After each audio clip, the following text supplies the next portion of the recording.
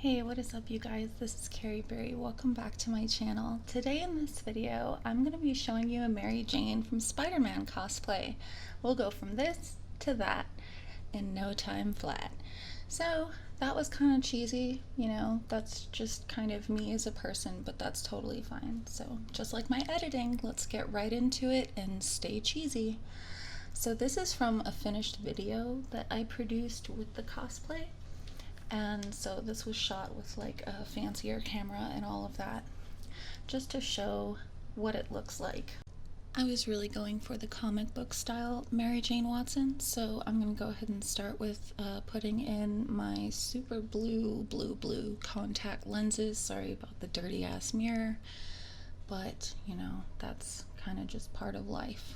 I forgot to clean it. So after putting in my contact lenses, I go ahead and apply my face moisturizer. I'm using some Tarte Rainforest of the Sea.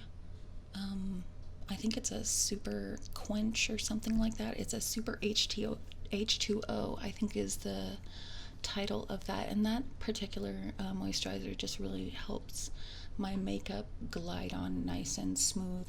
So when I use this, I don't feel the need to apply a primer.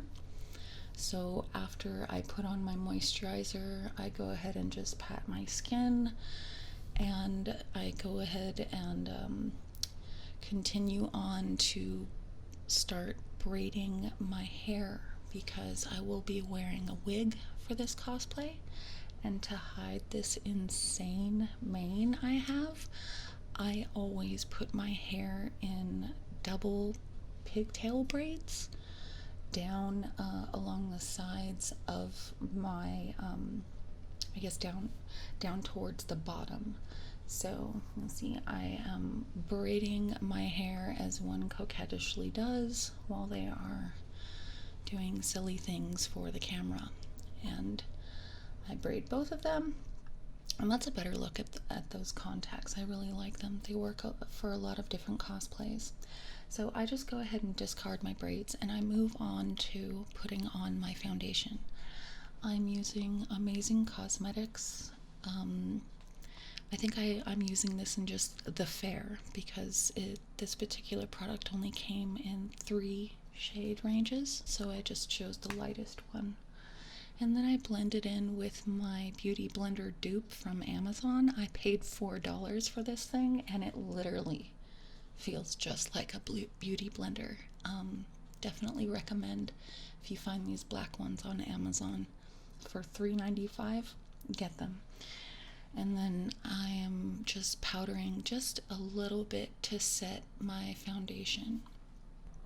And after setting, I move on to apply my eye makeup with the Lorac Pro palette. I start out with the shade Cream and apply that all over my eyelid. And I'm using my biggest fluffy brush for that. I think this is it's a Sephora brush. It is the fluffiest brush in the set.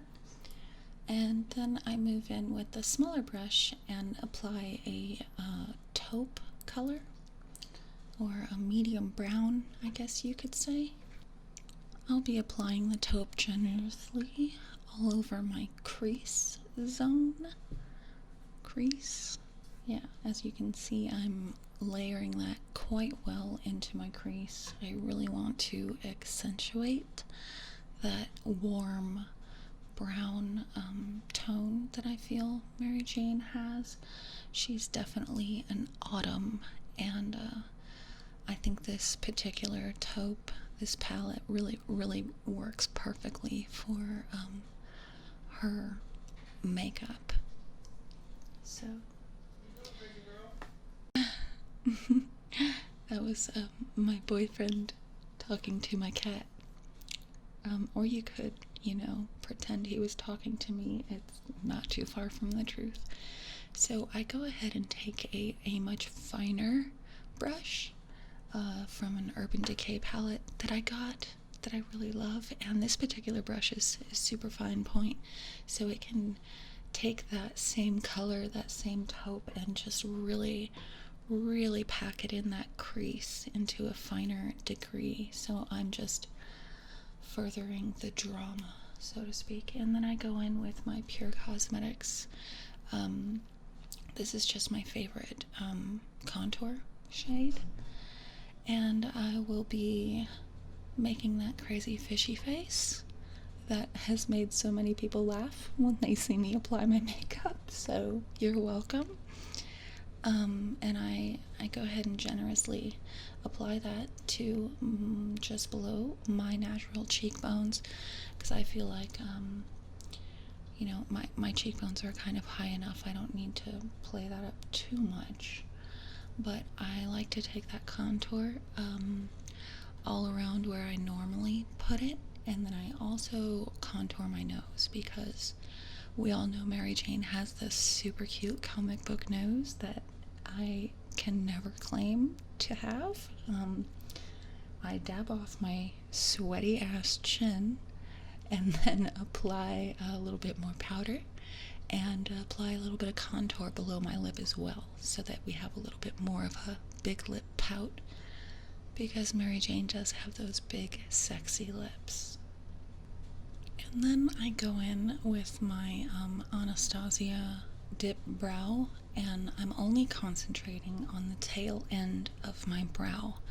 And this is in a pretty dark brown color, and I'm just trying to get that really defined whippy tail end. And for a moment it's gonna look really funky because I'm literally only applying it to the end of my brow.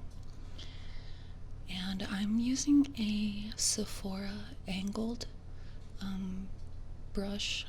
I think it's an eyeliner brush actually, but I've always only used it for this dip brow product. So I wipe that off and I go into I think it's the reddish brown color in my Lorac Pro palette, and as you can see I am applying it to the inner portion of my brow to redden up my natural hairs. And as you can see, I am getting extremely gray. I'm not sure if I should embrace my gray. What do you think? I haven't dyed my hair in many months, and I'm kind of liking seeing what my natural hair looks like. I'm gonna be 39 this Saturday, and yeah, I've had a lot more gray hair popping in lately. So that is the brows done, and then I apply my lip plump product. I love this product. It really stings, but I like it, and it works really well. You're gonna see a noticeable difference over the next couple minutes of the video in the plumpness of my lips. I always apply it a few minutes before I apply my lip product. And then I go in with my Stila Stay All Day liquid eyeliner, and I apply just a really cute, I guess you could call it not a cat eye, but a kitten eye, as someone else said it in their Mary Jane cosplay video. If I recall correctly, I made many errors and lots of really bad mistakes on my eye makeup this day, and I got kind of frustrated and had to dab off quite a bit. So you can see that here. I'm really not the best at makeup, and I am not trying to tell anybody what to do. Like I said, I am getting up there in age. I am damn near 40, and I enjoy dressing up and having fun. I don't think there's a cutoff limit for that, and I think that if you want to do it and if you're having fun with it, you should. So I go ahead and take a small little detail brush, and I go back into that Anastasia Dip Brow product, and I start applying just little haphazard freckles all over my face, using my own freckles as kind of a backdrop to take inspiration from, as far as the shape and spatial relation and density. I mean, we're getting cosmological here, don't you think? I'm creating constellations on my face, and it's super fun to do, and I really like doing the whole freckle thing. And when I noticed this trend come out over the past couple years, I was like, oh my god, I'm so here for it. The Snapchat filters don't do it as well as I do, though, And I think that, you know, as you can see, there's really no messing up with this. If you over apply it, all you have to do is grab your little swab, your Q-tip, and then make it a little bit lighter, change the shape, dab it off, cover it with a little powder. You can use your powder brush to blend it a little bit, and then the longer you let the product set,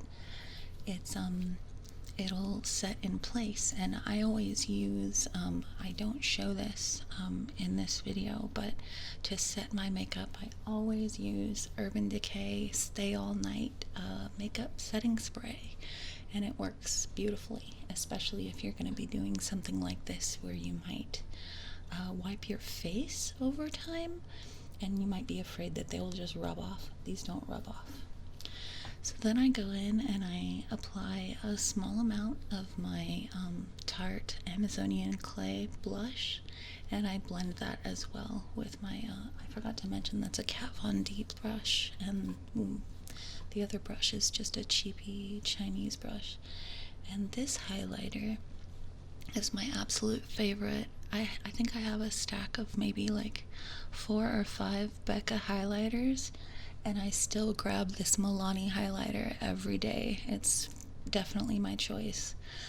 This color of Rose from Lipstick Queen is just perfect for Mary Jane. It's like a rusty rose. It's an orangey, dusty red, and I think it suits her perfectly, and it just so happens to be my signature lip color. So I just go ahead and generously over apply that over my lip line. I don't really use lip liner, so I don't have any. I would have used a lip liner had I had any. And then I go in to my waterline. She's in there. Trust me, with the white NYX pencil. Do you guys say NYX or do you say NYX? And then Thrive Cosmetics. I forgot to mention my mascara with Thrive Cosmetics as well.